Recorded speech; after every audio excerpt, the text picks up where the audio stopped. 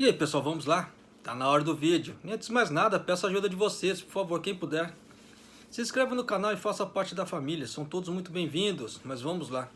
Moedas em risco, deslizam conforme o otimismo da recuperação enfrenta a realidade.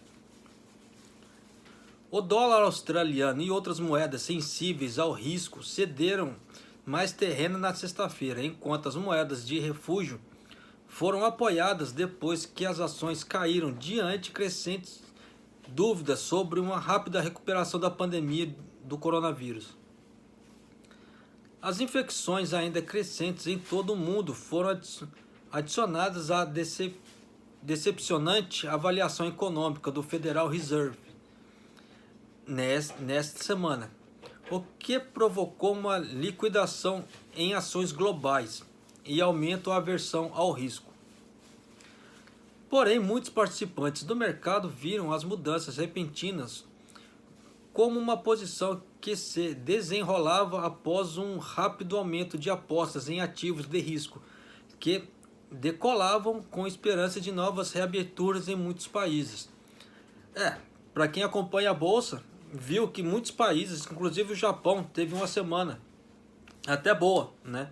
Praticamente toda positiva, né? Com as bolsas subindo, né? Claro que dá sempre aquela oscilação, assim, mas tava a maioria subindo. Mas parece que a coisa não vai permanecer. Parece um caso de comércio de risco, com moedas como o dólar australiano, a coroa norueguesa e a rand sul-africana sendo atingidas, disse Kazushige Kaida, diretor de vendas de câmbio da filial de Tóquio do State Street Bank. Tanto é assim que acho que esses movimentos foram dirigidos principalmente por jogadores orientados por algoritmos ou algum modelo, e não por números diversificados de jogadores humanos, disse ele. O dólar australiano perdeu 0,5% para o dólar, né, após queda de 2% na quinta-feira. A maior queda diária desde a turbulência do mercado em março. O euro caiu para 1,12, diminuindo ainda mais em relação à alta de 3 meses da quarta-feira, que era de 1,14. Enquanto a libra britânica caiu da mesma forma para 1,25 em relação à alta de quarta-feira, que estava em 1,28. A coroa norueguesa perdeu 3,8% na quinta-feira e foi cotada a 0,6% mais suave, que ficou a 9,68 por dólar. Algumas moedas de mercado emergentes que subiram acentuadamente recentemente foram fortemente afetadas. O peso mexicano caiu 0,4%, né, após uma queda de 3,8% na sessão anterior. O rand sul-africano sofreu perda de 3,8% na quinta-feira, ficando a 17,240 por dólar. Verificação da realidade. Após uma recuperação dos ativos de risco desde meados de maio, o mercado agora enfrenta uma verificação da realidade sobre as perspectivas de uma recuperação em forma de V, disseram alguns traders. Após sua reunião de 2 dias, o Fed sinalizou na quarta-feira que planeja anos de apoio extraordinário à economia dos Estados Unidos, cujo projeto de formuladores de políticas encolherá 6,5% em 2020, com taxa de desemprego em 9,3%. Embora isso pareça ter desencadeado a venda de ações, analistas disseram que as autoridades do Fed foram cautelosas o tempo todo, especialmente em comparação com o clima otimista dos mercados financeiros até o início deste ano. É quase confuso culpar a queda das ações na dura avaliação do Fed. A maioria dos participantes do mercado reconheceu que a recuperação das ações foi impulsionada pelo excesso de liquidez, e é improvável que a postura acomodatícia do Fed diminua as ações, disse Makoto Noji, estrategista-chefe da moeda do SMBC Nikko Securities. Em resumo, foi uma correção de um mercado sobrecomprado que não deve durar muito. Mas o que devemos ter cuidado é com a queda do mercado, que poderá continuar se tivermos más notícias da China e da Europa, por exemplo.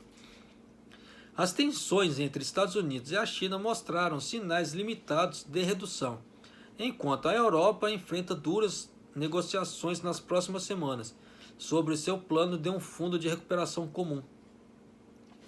O coronavírus está longe de ser contido com casos que se aceleram globalmente, pois vários países em desenvolvimento lutam para manter o surto sob controle. Nos Estados Unidos, novas infecções estão aumentando ligeiramente após 5 semanas de declínio. Parte do aumento se deve a mais testes, mais recentes